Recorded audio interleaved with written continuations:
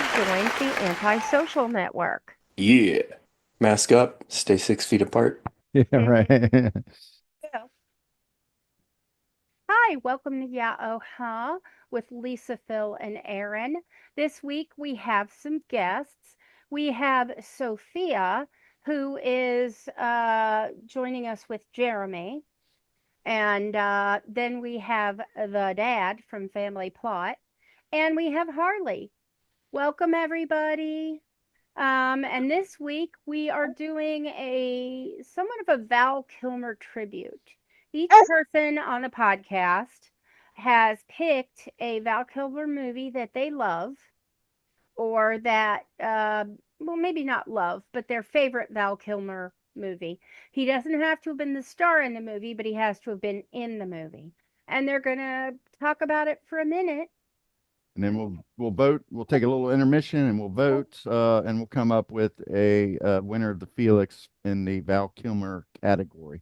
But we should say that this is our first episode on the Antisocial Network. We're going to be part of the Antisocial Network now, I thought that was moving yesterday, forward. but cool. Okay. Yesterday, sort Whoa, of contraband. Ant that's a name I haven't heard in a long time. What? Yeah, The Antisocial Network? Or, Yeah. okay. I understand there's some. You mentioned there was some history there. I don't know. I don't know, Jeremy, what that was. But I didn't know they're I didn't know they're still a thing anymore. I didn't know they're Yeah. still a thing anymore even. But Hmm. uh Well, Well, I guess they're trying to bring on these super podcasts in order to raise their profile, and that's part of our. they've been trying to and they've yet been they trying courted us. they've been trying to do that for years. But yeah. Well, they finally struck gold here, but so I think we should start off by first of all asking uh, Dad of the family plot, give us a little background since this is your first time on our show. Uh, all right. Well, let's see. I was a stand-up comic for 20 years before I retired and became a family man and started the Family Plot podcast with originally it was me and our son that did it, and then mom wanted to be involved and our son was like cool. So now we're a family podcast and we talk about history all the time. Hmm. But I have always loved movies. I quote movies all the time. And weirdly, there are a few Val Kilmer movies that I deeply love. And then the rest I sort of either don't know about or kind of Don't care. detest. Yeah. Okay. Got ya. History. That's interesting. I love history. I would love to check that out, find out what you guys are talking about. Yeah. So, As you will find out later, Harley and Jeremy are part of the Joker and oh, Harley and the Joker. right, Harley and the The Joker. Asylum with Harley and Joker. Right, the Right. Asylum with Harley and Joker on and so they have their own podcast. And so, welcome to you. Glad you could make it for the Val Kilmer. Always. Sorry. there we go. Before we get started, this probably won't take as long as some of our more epic yearly Felix presentations we've done in the past.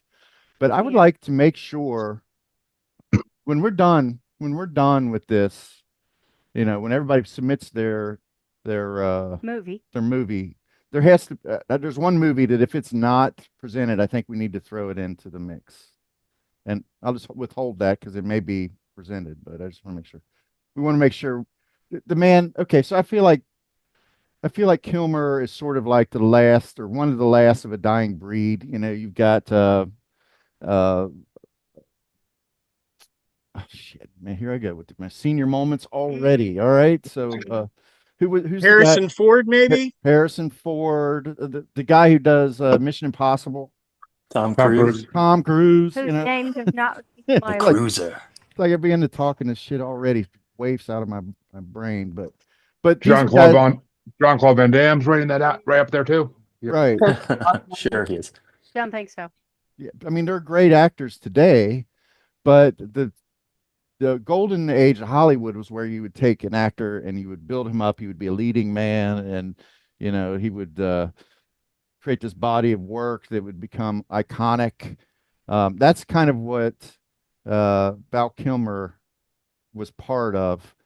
Yeah, that kind of latter day version of that. I mean, today it's more, It wasn't the traditional version, like the Golden Age version. More like, I guess maybe I call it the Silver Age version. yeah, like the golden age of Hollywood, or silver age. I mean, today you got streaming and you got these other ways that celebrities are being made over social media and stuff. But, you But had, they're compartmentalized. right. They're not like everybody reads about them in the magazines. They're not, it's with streaming, you might have an actor that Netflix uses a lot, or you might have one that Prime uses a lot, and it just is so much more compartmentalized. Right. It's hard to develop a star. Like in the vein of John Wayne Right. or Kirk Douglas, or, these Yeah. guys that, Yeah, I feel like it's more of a, like, you have to be on social media more. yeah. But, so I'll just do a little bit of a background on Val Kilmer. This is by no means an extensive biography, but he was born December 31st, 1959 in Los Angeles, died April 1st, 2025. Sort of a terrible April Fool's joke played on the world. He died of throat cancer earlier this year. Ideally, I guess we would have done this a little sooner, but he was raised a Christian Scientist. I thought that was interesting because my mom dabbled in Christian Science, among other theologies, throughout my childhood. It was kind of confusing, but I understand the Christian Science practice, and Mary Baker Eddy and that sort of thing. His parents divorced. Eventually, they were both professionals. They were kind of scholars, I believe. His 15-year-old brother Wesley drowned after an epileptic seizure earlier in life. That was profound for him. He channeled that in certain roles moving forward. There's some quotes to that effect. Went to Chatsworth High School, where he dated fellow actor Mayor Winningham, and befriended the actor Kevin Spacey. Spacey and him had some sort of spat over money, and they really were no longer friends after that high school experience. But Lucky Val Kilmer. what's that? Lucky What? Val Oh. Kilmer. Right. He Lucky. didn't get pulled into that vortex. Who knows what would have happened to him? That was quite a He could maelstrom. have had his own basement full of Right. Mm-hmm. imprisoned sex, whatever he had going on. That guy's toxic for sure. He's a great actor, though. Great. Yeah, but nice. He's one of those actors that, like, I've got Horrible Bosses, I've got Usual Suspects. I can't watch any of them because then Right. he's in I them, and I'm know. like, Right. I know, it's so sad. It sucks because they're great. They're great roles and great movies, but Yeah, House of I did Cards. rewatch Usual Suspects fairly recently, and Mm. it holds up, I think. Yeah, the movie holds up, Yeah, but I'd have to watch it only for free. I couldn't pay anything. And then with Horrible Bosses, I think they could refilm that It's too if new. they did it. Yeah, no, but that's why I think it would be easy to refilm. well, it's I mean, like it I've is. also got The Negotiator. I've got so many Kevin Spacey movies. I've got The Ref, and I love it, but I can't, because every time I see, it's like, I love the stories of H.P. Lovecraft. H.P. Lovecraft was a horrible person, but he's dead. So I can read that and buy his stuff, that because I feel like I'm not enriching a racist. He's dead. He's gone. I don't have to worry about that. Right. Stacy is still very much alive. Yeah, he's or Spacey is very much alive, and I'm just like, every time I watch it, I'm like, eh. And there's so many movies he did I like. I loved K-Pax. Oh my God, that's a good movie. But That's a good can't movie. watch it. Yeah. Yeah. There was a movie he played where he was a boss and he was just like a sadistic, diabolical boss. And was that Horrible Bosses? Yes. That was Horrible Bosses. Yeah. Okay. I mean, you gotta separate the art from the artist. That's the difference. Yeah. You gotta separate the art from the artist. Well, they've separated him from his work, so I mean, it's like Roman Polanski. It's what's his name that Kevin Smith hates now? The producer, I can think it was Harvey Weinstein. You gotta separate the art from the artist. Yeah. that Kevin Smith hates. That's how we're supposed to identify Harvey Weinstein. That's how I learned about That's what Harvey he came Weinstein. up with. That's how I learned a lot about Harvey Weinstein because He Kevin didn't come Smith up knew a with lot of Miramax, or he didn't come up with sex offender. He came up with Kevin Smith hates him. That's how I think of him because Kevin Smith always talks about him on his podcast. Mm. I have to Well, catch that podcast. Yeah. but there's a comedian who talks about him, Matt Bronger, Yeah. and that's how I found out about it because Matt Bronger was talking about how uh, Harvey Weinstein, at the height of his power, would look at females and go, "You want to watch me shower?" And he's like, and that just steals a line from decent people. Mhm. Right. Well, we should go on to just to finish off this. Quick, the dad. I love that. Uh, what is it? Lovecraft Country or Lovecraft County Lovecraft is Yes, Country, a yeah. black cast. I love that. I that love was it so so good. much. Hmm. Yes, that was so good. I think it was unfortunate, yeah, that it's over, but you know. Okay, so we should say that Val was the youngest inductee into Juilliard School, the acting school. So he was definitely molded to be a leading man. You know, he had the looks, he had the moxie, the chops, and the confidence to take on that challenge. Um, he also from Juilliard, he went to act. He began doing work in New York on the theater scene. That's kind of his introduction to professional acting. And one of his first film roles was in The Slab Boys, which was a very small role. From that, probably his first big role, though, was probably Top Secret. That's what I meant when I said Hot Topic. I was thinking of that Top Secret. Much more expanded role, and that led probably to his first leading role in Real Genius, which I think someone might have for us today as their entry. Of course, one of my favorite early movies of that era kind of was True Romance. I like that That was, Christian Slater and I was just looking at his filmography and I saw that and I'm Yeah. like, he played Elvis? I never knew yeah. that. Yeah, I like that movie, but I wouldn't classify it as a Val Kilmer movie. No, it's not really, but he did have the role of Elvis in that. Yeah. which is interesting. But it's around this time, I guess, where maybe his success was starting to get into his head, and he was a little bit of a hard person to work Became a with, diva. to his own acknowledgement.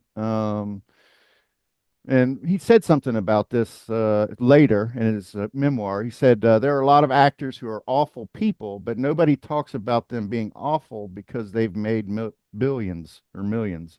So I guess he probably had kind of some regrets for the way he treated people later in life. If you see his documentary Val, where you see a lot of his It's really good, by the way. It's really And I good. like documentaries. but he was sort of a filmophile, so he recorded his life basically over his entire professional career and has a lot of great footage in that. But he does speak to his own regrets in that doc. But And the voice that you hear is his son's. He's first quite a bit like him, though. his first big break was probably the role of Tom Iceman Kazansky in Top Gun. I tried to watch Top Gun. I hated it. I couldn't Oh, stand I hate that movie with a passion. Yeah. I can't stand Tom Yeah. Cruise in that movie. I just can't stand Tom Cruise. That led to. You're going to say something, Dave? Oh, I was just going to say, Dan is trying to join you. Oh, I happen to. Oh, cool. great. I'm sorry, I missed him. I'm Thank you. rattling on here. All right.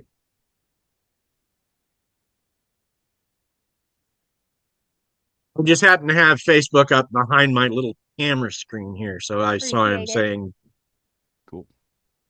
We'll wait for him to get in here. "He is so slow." How you doing, Harley? I'm good. How are you? Are you there, Dan? I'm waiting for my son to bring me my other headphones. These are dying. Ah. It's like the audio is a little slow to connect here. Mm-hmm.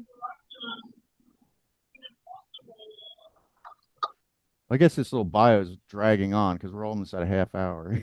So, Well, he did a lot. I mean, yeah. he donated to a lot of causes. Like when Katrina came, he went and helped there. He's He gonna try again. The only thing I'm not real thrilled about is he was a Christian Scientist, but in nobody's perfect. Right, right. Hey, Dan, glad to have you on. I'm Phil. This is Lisa. You may Welcome. know. The gentleman, Yeah. the long-haired gentleman is Aaron. Hello. We are the hosts of YUH. Jeremy and Harley are He the knows me. hosts Oh, of. he knows Oh, me, okay. but Okay. Okay. Well then. Here to ugly up your screen for you. Well, that's perfect. Ah. We needed some more of that, but so you're fortunate. You're on the tail end of my little biography here, Val Kilmer. So you've been spared a lot of misery so far. But his first leading role was Jim Morrison in The Doors, an Oliver Stone movie. That led to roles in Tombstone in 1993, which was kind of iconic, I guess. And what he said, his idea was, here's a good quote I thought was pertinent to this time in his career. It was if you're in a hit movie, it's good to be in another hit movie straight away. And I think there's good and bad to that quote because it kind of, I think it guided him to be in this Batman production. He was like trying to take Like his acting. say no to Batman, and I feel like you can. Yeah. And I mean. turned out to be a terrible Batman. Right, right.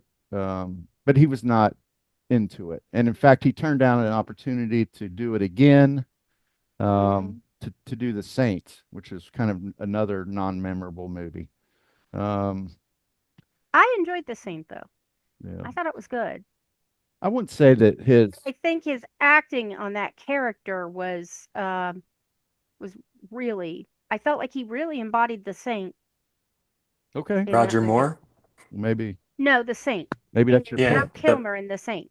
Right. Based on the Roger Moore TV series, The Saint. Mm, All right, so I'm not gonna I've got a couple more notes here, but I'm gonna spare you guys so that we don't spiral down the drain here, and we're gonna jump into our picks for Val Kilmer movies, the Felix. So we've asked you all to come with your favorite Val Kilmer movie or role, and out of courtesy to our newer guests, we'll start with them. How about Actually, he won the dice roll. No, Harley won the dice roll. Oh, you got the Oh, dice roll going. I'm going to turn this over to Aaron, who's going to be kind of the There we master of go. ceremony. All right, Harley, what's your nomination and why? Okay, can you hear me? Because Yeah. I just hooked up. Okay. Yes. My nomination is At First Sight. I'm a huge chick flick fan, and I loved the fact that he was a blind massage therapist and they fell in love, and well, it's a huge chick flick, so that's why. Okay. I watched that on a plane, I think. It was all right. I haven't seen it. yeah, me neither. At least I same. don't think I I haven't have. seen it. So it didn't stick in my memory, unfortunately. I saw it on HBO like years later, and I was not impressed. But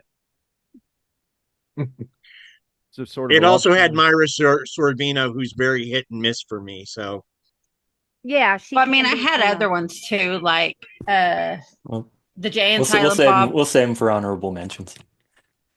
All right. Well, that went quickly. Yeah, that's cool. We didn't have to get Wow. the timer out for that one. Nah, I don't think we'll need the timer with this few people. Next, let's see, Harley rolled a 17. Next was Phil, 11. All right. Well, I picked The Doors without having rewatched it. I remember it from when I saw it when I was a kid. It came out. I was a big Doors fan. I was really excited to see it. I thought Oliver Stone was a good filmmaker at the time. So when I rewatched it, I took note of all the flaws in the film. And it's like if you were to take Walk Hard off the charts and replace it with The Doors, it would be kind of an adequate comedic performance or comedic film, I think. I mean, it was really It was corny. definitely an arrow at excess. It followed a lot of, memes and things about that become traditional in these biopics that are kind of tropes that are redone ad nauseum. Baby. Um, the So film, your pick is The Doors? it or is no? The Doors. It is The Doors. Okay. It is The Doors. And I'll tell you why. Now that I've shed all over the movie, I'll tell you why. To me, it was his biggest, most prominent role. It was his first turn at being a lead actor. It was a huge film. He looked, he looked like Jim Morrison. I mean, if you close your eyes, but if you watched him and compared it to some other clips of Morrison and stuff, he really captured the essence of the guy. I love mannerisms as well as styling. They chose the right music for this movie. I felt like they took a lot of his solo work and his poems and really intertwined it well into the movie. So it was rewarding to see as a Doors fan for that reason alone. But the members of the band really did not like it at all. Ray Manzarek did not like the film. It was based on a biography by the guitarist. Can't think of his name Robbie Krieger. Called No One Here Gets Out Alive, but even he was kind of lukewarm to it. So you can imagine that there was a lot of poetic license, so to speak, that was taken in the movie. But a lot of good cameos in it. Crispin Glover as Andy Warhol was excellent casting. He was just odd enough to be believable in that role. Kyle MacLachlan as Ray Manzarek. That's who that was. Yeah, that's who that was. I was trying to figure out who the actor was. I think Val. I think that's a compliment on the acting. Okay, go ahead. I think Val did a good job. He sang the songs. In fact, the soundtrack that they released was Val singing the songs. Yeah, I just think there were better movies with Val Kilmer than this one, but I felt like this was a catalyst for his career and that it really launched him. It's weird to hear McLaughlin in a non-David Lynch movie at that time. Right. You're right. I think I saw it just in the theater. I haven't watched it since. And I might have seen it with you, Phil. I don't know. Maybe. Might have saw it with you or else on a date. Yeah, I just don't think that I don't think the appreciation for the Doors is. I don't think been 34 years. Doors are viewed today are the same as they were in '91. I think now a lot of people's view of the Doors is shaped by this movie. Well, Phil, you can always do a Doors bracket next time you win the wheel. I made one, so. All right. Well, cool. About 3 or 4 months down the road, maybe. You're not even in that wheel spin, so give it a good 6 months. Our schedule, I think I'd do the Beastie Boys first before I do that. I just actually made up the playlist for that bracket. Yeah, I was doing that work on Friday. Oh, goody. But I'll spare you any more analysis. Anybody else seen it? I can't say I've seen it. Yeah, The Doors. My husband said that he loved how he played the role as a lead singer, that he did an amazing job at that one. Yeah. One thing I will say about the movie, if you watch it, pay attention to when his girlfriend Pam hides in the closet. Because that scene, oh my God, what he does. And I'm not going to spoil it. That was terrible. That was absolutely horrific. And yet she continued being with him. I liked it. The only thing I didn't like about it is I didn't feel it accurately represented his drift away from mainstream music at any point.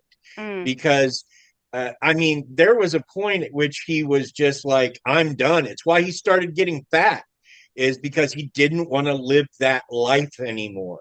And I feel like that sort of got left out. I hear that it's a big part of the book, but I don't remember it being part of the movie. Now, to be fair, I haven't seen that movie for at least 10 years, and I've forgotten big chunks of it. Mm-hmm. Yeah. The dad. Is your guest part Maine Coon? This is Apollo, and he thinks he's a person. Yeah, and sometimes he just needs dad to be a bed. So Oh yeah. He looks like my Fitz Darcy and Yeah. acts like my Fitz Darcy. Mhm. So I The have next- two standoffish cats who don't like to be on camera. the next up is Dan, who rolled an 8. Mhm. My pick for Val Kilmer movie, and I'm sure it's not I'm not the only person that picked this one, was Tombstone. And I chose it because there's so many iconic one-liners in there delivered by him, as well as I'm your Huckleberry. Yeah, exactly. That is like, if you go to a gun enthusiast show or anything like that, you'll see those bumper stickers with his likeness on them everywhere. Mhm. I only know that because I printed some of them. Yeah. Um, Okay. and Was you know, he Wyatt Earp or something? no, he was Doc Holliday. Doc Right. Holliday. And that scene where he makes fun of Powers Booth or Michael Bain is Johnny Ringo. Johnny Ringo just got through twirling his gun, has a way of showing off. So Val Kilmer's Doc Holliday does the same thing, but with a tin cup, and makes everybody laugh and just kind of makes a fool out of Johnny Ringo. Mm-hmm. Yeah. Didn't we He touch on did a good Tombstone job once? playing a guy who was dated in a our- woman who was largely known as Big Nose Kate. It was in our mustachioed movies. That's version. right. Yeah. Mhm. Yeah. I think it won, watched actually. It did I win. thought- Yeah. How could it not? Yeah. So, yeah, I think I finally watched it for that, and it was a good movie. I wouldn't say it's the best Western I've ever seen, but it was damn good. Well, I think Kilmer As mustaches go, though, Oh, That's I heavy. mean, yeah. Yeah. heavily represented. I think Kurt Russell's underrepresented in that movie as far as the mustaches. Mustache Yeah. reputations. All Well, right. wasn't he Like- competing against Sam Elliott too? Hold on. I feel Yeah. like in this Yeah. movie, Kilmer, his at Juilliard, his specific study was in like method acting, and I feel like that comes across in this and in The Doors. Like he really got into the role of Doc Holliday in order to get the point where he's can do the part right where he's dying and he's talking to Wyatt at the end. He's laying on a bed of ice in order to make himself uncomfortable and clammy looking. So I mean, he really got into his roles and like did the method acting, for sure. And yeah, that's in fact, Dan, that's the one that I was thinking of. That if nobody picked it, that's one we would have to include because that may be his best acting job. I think. I don't know. I thought he really threw himself into the roles. If he chose a role, if he took a role, he did it. Yeah. And that's one of the reasons why we're talking about him. Yeah, agreed. Yeah. I'm not much for westerns. There's only this Right. one, Young Guns, and maybe another couple of others that I've ever even gotten into. Mm-hmm. But I American Outlaws. I Yeah. think this is one of the best ones out there. In It was my full of opinion. dollars. Some of the Clint Eastwood ones were good. Outlaw Right. Josie Wales. Unforgiven. My dad- Unforgiven. Unforgiven's what's the freaking one classic. with The Quick and the Dead. The Quick and the oh yeah, Josie Josie Wales. Wales is my favorite. Yeah. Josie Wales My- might be But, my favorite Western. My dad Uh, loved spaghetti westerns, so uh, he Yeah. John Wayne. Good, the and Bad, and the Little Ugly Girl. is a classic. Oh, yeah, True Grit. yeah. Yeah, True Grit. True Grit and Josie Wales might be my favorite westerns. The John Wayne or the Jeff Bridges? Jeff Bridges. Honestly, I think both of them are good, but I don't. I think I like Jeff Bridges a little bit better. The Coen brothers. I got one quote Right. that he had about westerns. Let me see if I can find it. Yeah. Okay. Unless a westerns made money, doesn't matter who made the money, doesn't matter what the subject is. If the last one didn't make any money, you can't make another western for a 4-year period, is what he said. And that is true of westerns more than any other genre. I think That's part of his quote. I think that's interesting because Wyatt Earp came up the year after Tombstone, and I thought that was a train wreck. You know, it was just like his self-indulgent Kevin Costner, meandering mess. But Right. But we have to note here that Philip is Do you not count Star in Wars any movies as way westerns? a Kevin Costner. No, we do not, Aaron. Yeah. How dare thou? But they are. I No, do think that the Star Trek series was basically a western set in space. But probably right. He said Star Wars, not Star I Trek. said Star but yeah. Wars. I know. I was just interjecting. The first Star Wars, maybe. After that, they stopped being westerns and became their own thing. Yeah. Though technically, Aaron, the first one was based off a Japanese, basically anime movie. So Mm-hmm. Well, it's based off the Seven Samurai. No, Hidden Fortress, I think it was called. But Mm-hmm. It stole a lot of scenes from the Hidden Fortress. Yeah. yeah, Okay. It stole look from the Hidden Fortress, but it stole plot from the Seven Samurai. well, you take things and improve on them, Yeah. But Okay. So, Who's next, Aaron? Next was Family Plot rolled a 7. Ooh. Okay, it took me a while to winnow it down to just one because it turns out there's a lot of movies he was in that I kind of liked, Yeah, but his I'm going to go IMDb with is pretty Willow. big. You going with Oh, Willow? Willow. I'm Love going to go that. with Willow, Mad Mardigan. Even though, like, if you read the book, he is so not that character. He made it his own, and he did, yeah. If you read the trilogy, that character is nowhere near what it is in the movie. But Do you yeah, think he but improved he it? still made it his own. He still made it kind of Mad Mardigan, but it just like a different Mad Mardigan that hadn't lost a hand and given up on bathing. Hmm. Oh, yeah, no.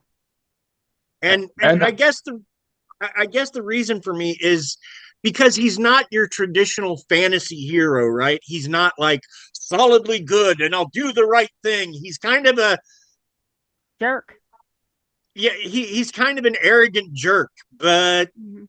sometimes you need an arrogant jerk to get things done. And I Plus- do think. Oh, go ahead. Shout out to Plus- David Bowie's codpiece in Willow. Mhm. that's Labyrinth. Yeah, you're thinking right, of Labyrinth. Yeah. But I'm sorry. That's okay. Mad Mardigan isn't really the hero of Willow. Willow is. So Which it kind of sucks that in the TV show that Disney Plus did, they only used archive footage of him. They didn't have him come back for like a guest cameo or anything. But it is what it is. I mean, but yeah, that was gonna be my pick. No one picked it, so I'm happy someone else did, so I can do another movie. But I mean, I freaking you had to pay respect to Willow. It's a damn good movie. Better version of Princess Bride. I'll live on that to my dying day. And in that, I think that he I feel like he managed to put pain into the arrogance. If that makes Yeah. sense. You know? Yeah. Like not conflict, but like an underlying pain going through Right. the whole thing. right, like there's And I a think story that to how makes he the- got here, even though they Right. never really tell it. Yeah, and I think that's where that makes an actor playing someone who's arrogant more, that's nuance. All right. I did not see it. Okay. I guess maybe that's why we'll I have to watch didn't it. get so much into a lot of Kilmer's movies because he always seemed to play somebody that was arrogant. Right. It just, Yeah. I don't know. It kind of soiled me. I don't like that. Yeah. I'm with you on that. Well, and arrogant. He's got and- resting and- arrogant face. Yeah. And he used humor as a defense a lot. Yeah. Weaponized humor with arrogance. I think he came from a very competitive environment where you had Cruise and you had Robert Downey Jr. and you had all these guys that were competing for the same big roles when there wasn't a lot of media otherwise Matthew Modine. to make your money on. Yeah. So I feel like they kind of tried to big league themselves. They tried to outdo themselves. Ray Liotta. Yeah. Yeah. Those are people that he literally lost roles that he wanted to. Yeah. Oh, the late 80s, early 90s were a hotbed of good actors, so it was a hard time to be an actor. Mm-hmm. Yeah, because you were competing with so many people. And then there were so many just like little movies that were just so good. Just Right. like that were better than they had any right to be. I want to say there's a movie, and I could have it wrong, but I want to say it's Something Wild, maybe. And but Ray Liotta is in it, sort of playing a bad guy, and it's really just about this businessman that hooks up with this girl that's just sort of kind of crazy and kind of has a different past. And he goes from this buttoned up businessman to this kind of wild guy. I want to say Melanie Griffith was the co-star in that. Something Wild. But it was an 80s movie. It was better than it had any right to be. I've heard of it. I can't say I've seen it, but yeah. And I think in my mind, I'm thinking about Wild Things, which was completely different. I'll look at that. Well, who's next, Aaron? Jeff Daniels and Melanie Griffith. I recognize the DVD or the VHS cover for that one. Okay, yeah, Jeff Daniels. I couldn't remember his name. Yeah. Dumb and Dumber fame. Yeah. Next, we had a tie. Jeremy and Lisa both rolled 5s, and in the roll-off, Jeremy won 10-7. So Jeremy's next. Well, since Willow got taken, I doubt anybody else is going to bring it up. Do I want to do this? Yeah, I think I do want to do this. Don't steal Lisa's now. No. I'm okay. I doubt I would. But part of me wants to obviously say Jane Silent Bob reboot, but he only has a small role in that, so I'm not gonna pick that. But I gotta give it to Batman Forever. Bat nipples all day. Bat nipples all day. As a kid, that was my favorite Batman movie. I love that's the one with Jim Carrey, if I'm not mistaken. And I love Jim Carrey as Riddler. I love Tommy Lee Jones as Two-Face. Like, it was the perfect casting for villains, I thought. So I gotta go with Batman Forever. Even if he's not the best Bruce Wayne or the best Batman in history by far, it was a good way to end the trilogy with like a joke movie, and that's what it was, a joke movie. So it didn't end the trilogy, unfortunately, because we got George Clooney as Batman. Oh yeah.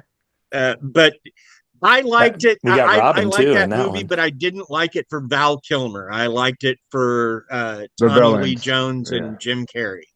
It was one of the movies where the villains made the movie for me.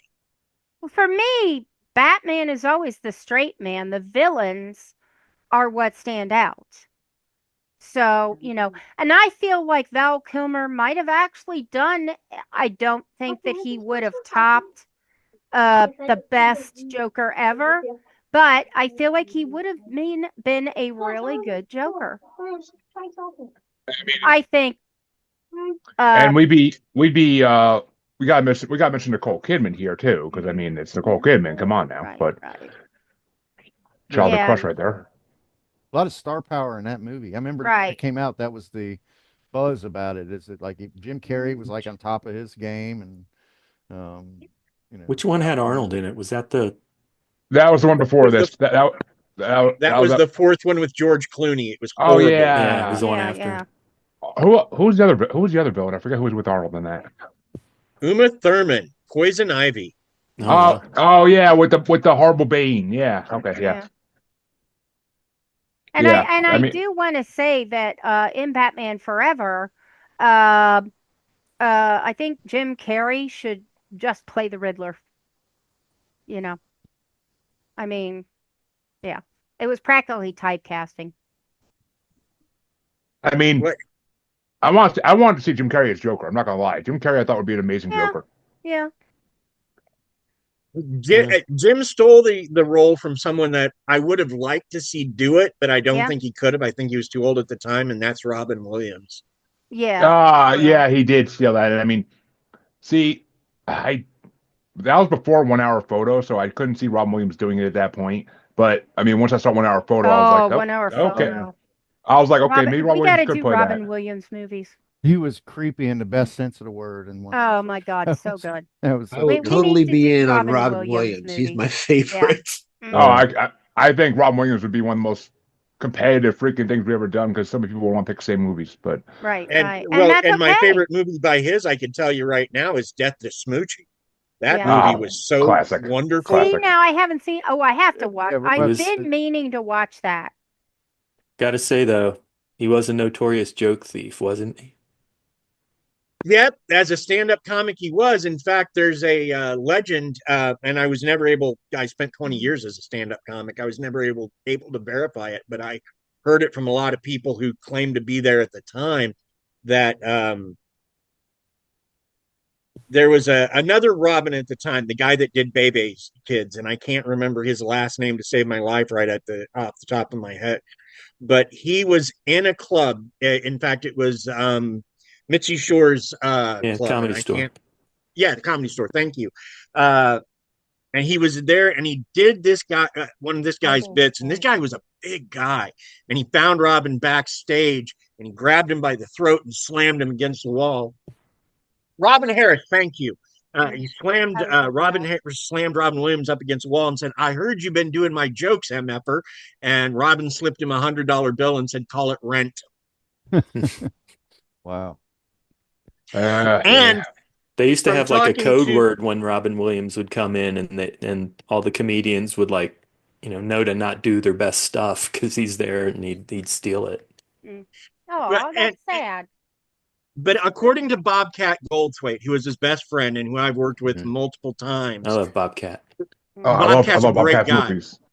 But he was Robin's best friend. But he was like, if you know Robin, he was never stealing intentionally. His brain would just grab things.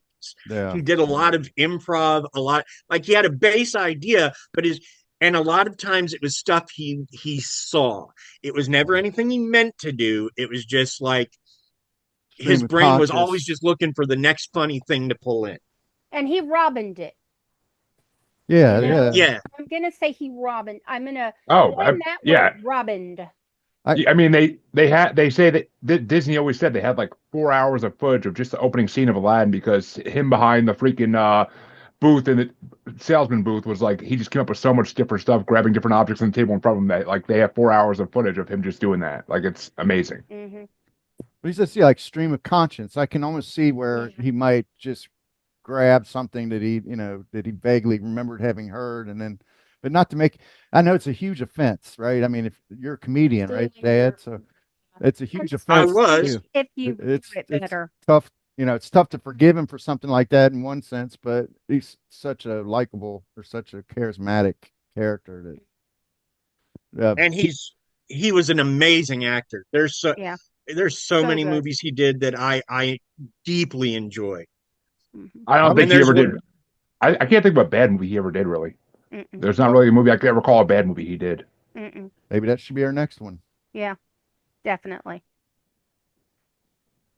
All right. Anyway, we've gotten so off track. That's okay. It That's fine. it Just happens on these Lisa. things. We got a little bit And of I know her time. title, but I'll let her say it. Yes, he does, because I've mentioned it 15,000 times. I fell in love with Val Kilmer in Real Genius, and I never completely fell out of love with him. I know that there were issues, and I'm, everyone's got flaws. So, but Real Genius, loved it. Any movie where they fill a house with popcorn, I'm there. Okay. To be totally honest, the movie theater is for me a popcorn delivery system. I do make it at home, and I have theaters that we go to specifically because I like the flavor of their butter. But Real Genius, I think it's just an excellent movie. From the moment he's on camera, you can't look away. He is flippant. He has attitude. Once again, here you feel the nuance of the pain under the character, and you even see moments of that, moments of realness that fit the character. So he knew how to dial it down, so to speak, to fit the role. And I And quote Socrates, who said, "I drank what?" I mean, One of my the favorite scene, lines in that movie. yeah, I drank what? And the scene where he takes the freezer bottle out of the freezer and slices off nitrogen to buy himself a coffee. That's just like so funny, you know? Yeah. And the way he decides to unofficially mentor the ingenue character, um, who comes in by asking to be his roommate, so that the kid isn't taken under as much by what's going on, you know? And the fact that even though he's this arrogant, disaffected, and disappointed person across the board, he still doesn't think about the application of what they've made and how it might be used in a way that's like, oh my God. And it's not until he does that that he decides to enact the revenge plan. Yeah. Excellent. I'm going to go with you. I loved Real Genius. It was one of the ones I considered, just because there's so much I love about that movie. Like I guess, female lead plays a character that, man, if I had met her in high school, I would have dated her for a long time. Just, So she's you so can stream of hammer a consciousness. 9-inch nail with your dick. Yeah, no, not her. Not Oh. her. The dark haired girl, the one that's like, Oh, "Oh, I love are her. you okay?" Laura, I think No, what, not Lauren? really. It should have gone much farther, much faster. It should have lasted longer. And then the scene where she's helping them get back at what's his name, the bad guy character, the blonde idiot. Yeah, the Yeah. guy from Right. yeah, Bachelor Party. Right. Another movie I actually enjoyed that a lot of people don't. Oh, But Bachelor oh Party's well. fucking incredible. Yeah.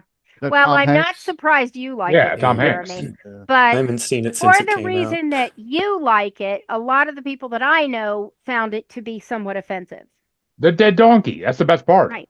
I think so too. I don't disagree.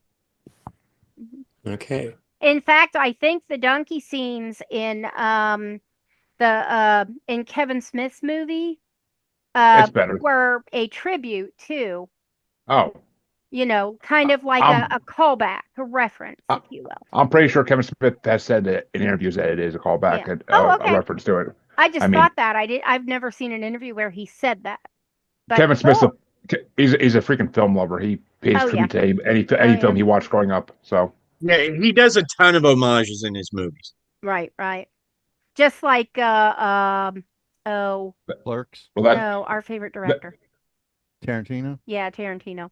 that's why he wanted Val Kilmer to be in Jane Silent Bob reboot because of him playing Batman. So he wanted him to play Blunt Man. Ah, Interesting. that was beautiful. Good fun fact there. Yep. So, Aaron, how do we want to do this? Want to take it Yeah. offline for like 5 minutes while we rank them, and then My we come coffee cup is empty, so I'm thinking we'll take a break and everybody will rank these 6 titles. I'll go over what they were again here in a second. And number 1 being best, number 6 being least best. Okay.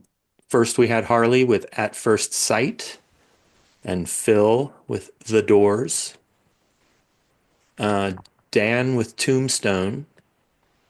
Family Plot, Willow.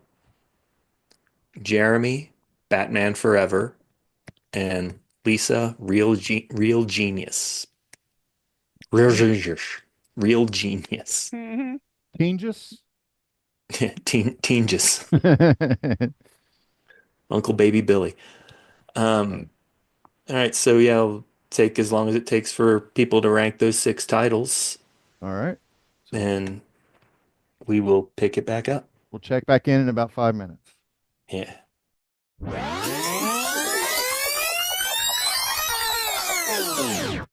3,000 years later. And then There's a Lisa, joke there. Yeah, I haven't seen it. You ever seen Stevie Wonder's wife? Neither Stevie Wonder. Real Genius, what's number 2? Lisa? Oh, actually, number 1 is Willow. Oh, Real Genius is number 2. Oh. Okay. shocker. Okay. At First Sight, The Doors, Tombstone, and Batman. I know. I you know. All right. Jeremy So and I both we picked Willow. have a winner. All right, drum roll, please.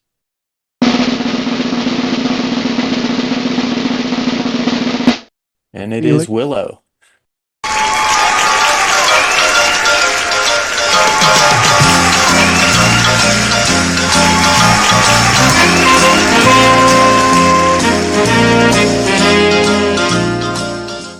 Wow. Not surprising. I think it's right. So Willow, Tombstone, Doors, Real Genius, Batman Forever, At First Sight. All right. So Damn, yeah, I'm I was surprised. I would have thought Tombstone going in. Yeah, I Ah. would have thought so too. But you know, again, talking about it and reliving some of it, like What's missing? Yeah, I think I Lisa feel might like have been Oliver's. convinced on Willow because coming in, I'm sure she was voting Real Genius. Well, it's I loved Willow, and I actually figured someone would pick Willow, and I wanted to make sure Real Genius made it in as an honorable, as a mention. where is Gotcha. Real Genius? Where does that rank, Aaron? I could. 4th.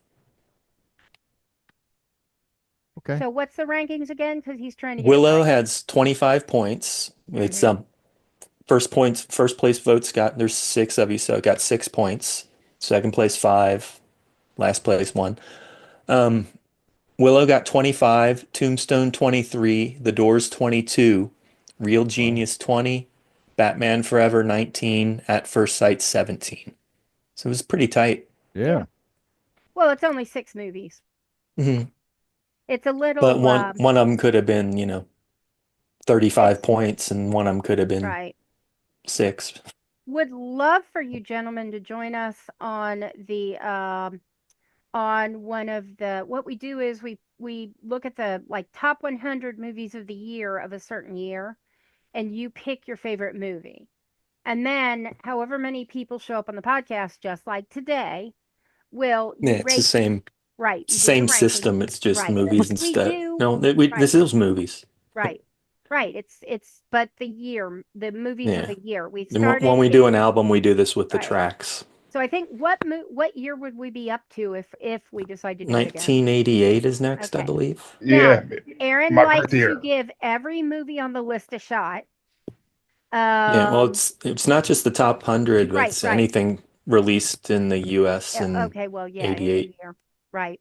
And so he likes to watch So kind if of people all find of the something that has to be added to the list, then we add it to the list, but we go with what Wikipedia mentions as a starting point. right, Yeah. right. Then there's Oh, usually some Lord. foreign films that, The frustration There's we a lot ran of good into. ones there Like from what Studio I've seen Ghibli so comes in a far. lot. yeah. I don't know that I'd necessarily be great at that because there's movies I like that no one else That's- does. And In some that's cases, okay. We no love one, that. Oh. That's perfect. perfect. in some cases, no That's one Aaron. even knows. That's even better. Well, like for Yeah. example, there's a movie I'm watching called all these Hawk movies the I've never Slayer. seen. Yeah. Hawk the Slayer. I've heard Hawk of the that. Slayer. It's I've a heard of that. fantasy movie. It stars Jack Palance, who may be drunk during the entire movie. Oh, I'm sorry. It's this little sword and sorcery film, and it is so bad it's good. Yeah. I And understand. yeah, I can it's almost 90 see the- minutes of I can almost see the cover art right now. Yeah. It's like Yeah. early Yeah. days of cable. Yeah. and then there's Oh, sorry. Go ahead. I was going to say, and then there's this other movie called The Wizard of Speed and Time, made by a special effects artist named Mike Jitlove. And like the only person you know in the movie, the only name actor is one of the guys from Miami Vice, and not Don Johnson, the other one. I can never remember his name, but he has a bit part in the movie.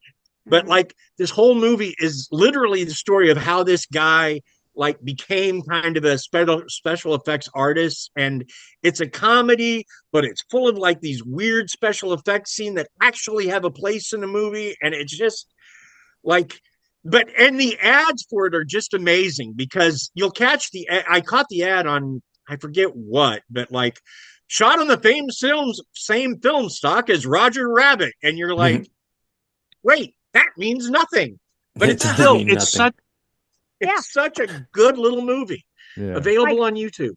Yeah, it's kind of like saying we used a microphone.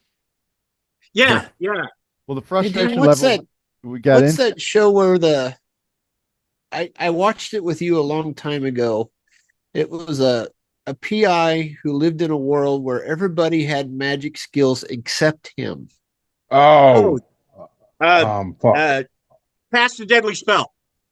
Yes. Cast a Deadly Spell. And there were two of them. The first one starred Fred Ward as the private eye, Harry Lovecraft. And the second one starred Dennis Hopper as the same character. Oh, wow. They were HBO movies. Crazy. All I remember from that movie is somebody getting paper cut to death.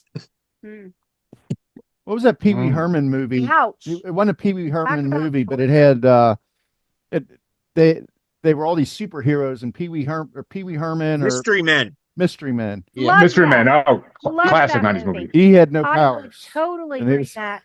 I would totally bring that movie. Mystery Men, yeah. Okay, I would. And that's the kind of thing. I brought Ed Wood. Well, I would bring Ed Wood when we get to that year because I loved that movie. Aaron almost always brings, in the majority, he has brought movies from Studio Ghibli. No, just once or twice. Okay. Yeah, he only brought two of those so far. Like 3 times. We've done it 4 times now.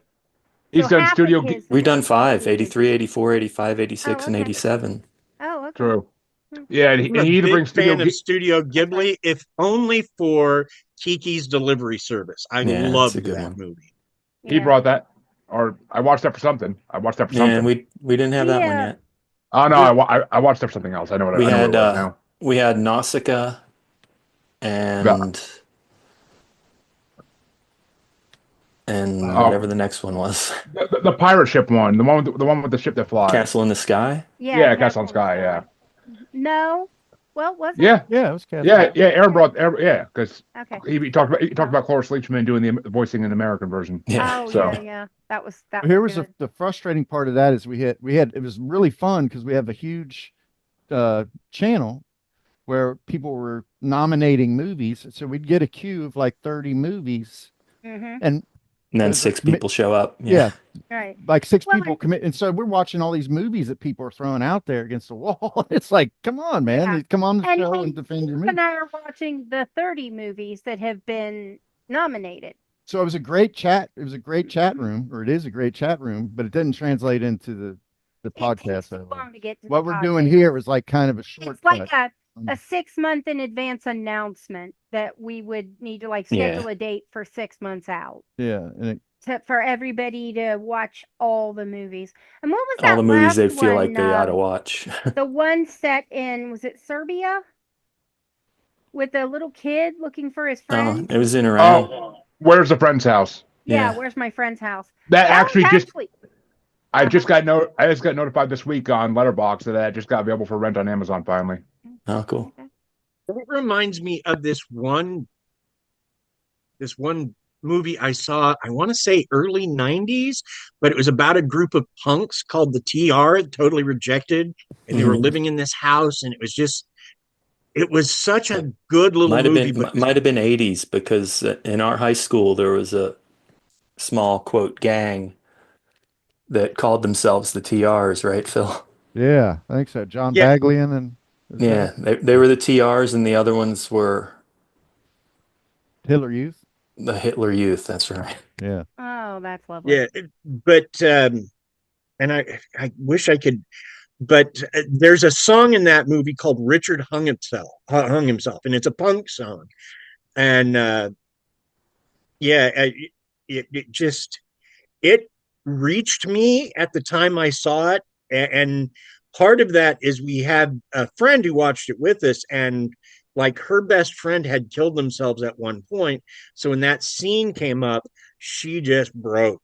Oh wow. And and so we're all just surrounding her. That awkward moment where someone you don't know too well is just bawling their eyes out, and you're just trying. Right.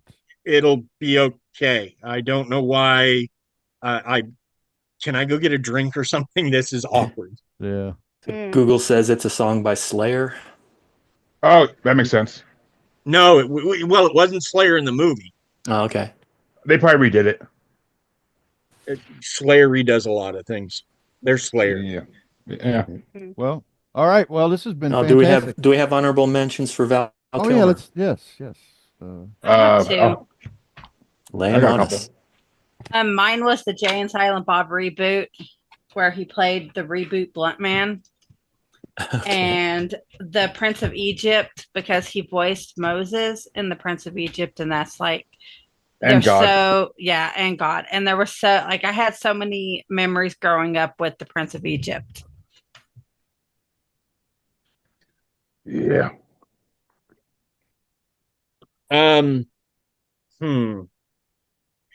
If I had to say, boy, I'll throw out MacGruber.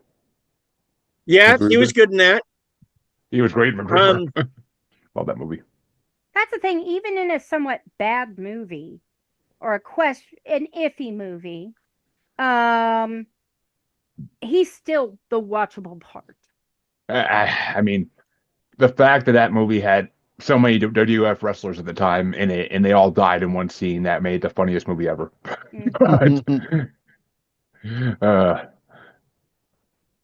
And that's where I would line up. If I was like a famous actor, I would line up to be killed in something like that. I'd say Heat. Heat was a big one for him. Okay. That's a movie that Lisa and I saw. I got like free passes to the movies. I was really excited because it was De Niro and Pacino in the same movie, and it turned out to be a little bit long, but his performance in it was good. Saying is, we got there, and I was working third shift, to be fair, and we were seeing the first morning show. And so we got there, and it was the first time ever that we had popcorn at the end of the movie, because I fell asleep about, I don't know, 5 minutes in. I just flat out. It was a little dry, but his performance was good. We And didn't. that was not a comment on Heat. I have not seen it. Here's a fun fact: we had the actress who served De Niro and Pacino in the movie dinner in the movie and drinks or whatever on the movie. On our podcast. Katie Chonacas, and she diagnosed Lisa with misophonia. Misophonia. Yes. We're pronouncing it misophonia now. Anyway.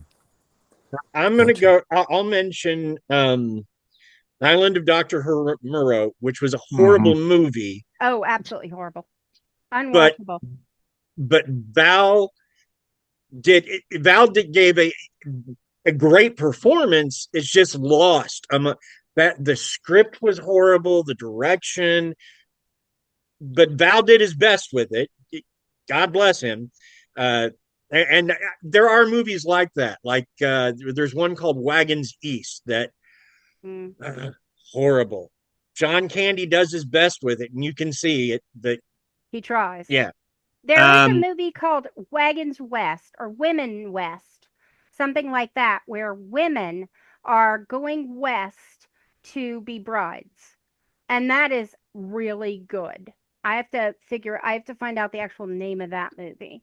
Well, the Island of if you see that Val documentary, it's on Hulu, I think. Right. You see that there's a lot of great behind the scenes footage from the Island of Dr. Moreau, where he talks with Brando, and you get some little inside baseball on why Bruce Willis backed out of it and kind of was doomed from the beginning almost. But well, how many times can you remake something? How many times can you remake a horror movie?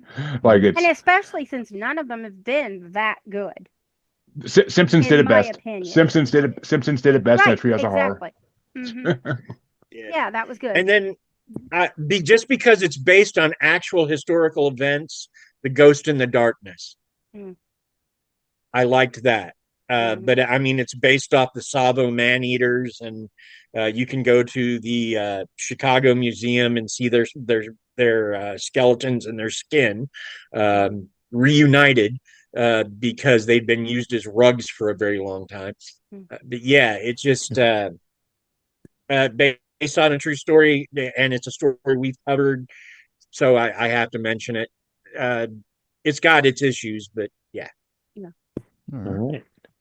Anything else for Mhm. Val Kilmer before we wind it up? I think my Uh-huh. Honorable mention. honorable mention. Thank you. I can't words. Top My honorable mention is Top Secret. Mm. secret. Okay. Oh yeah, that would have been mine. That was his first Yeah. movie. Yeah. Yeah, I thought he did a good job in that. Made by Like the the- is that producers the of people from Airplane, Airplane? and Yeah, full the of that Zuckers. kind of silly humor. I But don't think it reached the pinnacle that Airplane is, but yes, I still thought it was funny. It was decent. It was decent. Yeah. But And I Uh, think that was where he first sang in a movie, which I mean, another one that it's I just recently watched was The Thaw, and I thought he did pretty good in that. It's very body horror-y, so it's Mhm. kind of like The Thing Yeah. in that sense. They in a cold environment like that. right, Yeah. right. He Mm. seemed to be there's one thing I wanted, it's not film related, but he did a one-man show on Mark Twain. Oh, it In the was latter part of yeah, his they talk career. about that a lot in the that's quite a bit of the Val Kilmer biography, which by the way, I enjoyed that documentary. Yeah, he seemed to have, If you want to watch The Island of Dr. Moreau, don't watch the documentary about the Island of Dr. Moreau. Okay? Don't watch the movie. Don't Trust watch me. Brando. I'm sorry. No. one thing he said about Twain was That. Mark Twain had a way of telling stories that shifts your consciousness away from labels. So he had a deep appreciation for Mark Twain. I mean, he did play Mark Twain in the Tom Sawyer and Huckleberry Finn movie that came out like a decade ago. Okay. He played Mark Twain. He played I Mark didn't Twain in realize that. And Okay. he's your Huckleberry. Mhm. Right. So, Right, there's a link there. Aaron, I know you said you didn't like any of his movies. If you No. had to pick one that you'd watch, Oh, I think I've seen them all. Just reject him out of hand. Most of them I haven't seen Had a in chance to 30 plus rewatch. years. Yeah. Probably Tombstone, Doors, hmm Willow,